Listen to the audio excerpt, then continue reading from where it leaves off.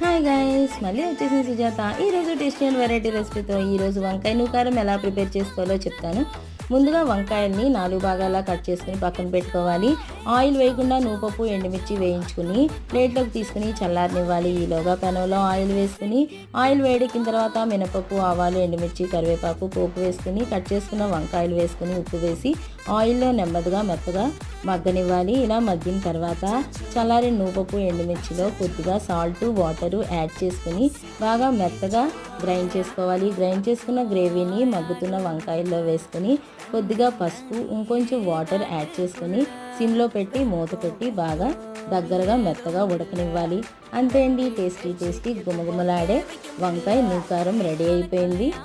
ఈ కర్రీ వేడివేడి అన్నంలో పప్పు నెయ్యి కాంబినేషన్లో చాలా టేస్ట్గా ఉంటుంది. మీరు కూడా ట్రై చేయండి. ఎలా ఉందో కామెంట్ చేయండి. ఒక లైక్ కూడా ఇవ్వండి.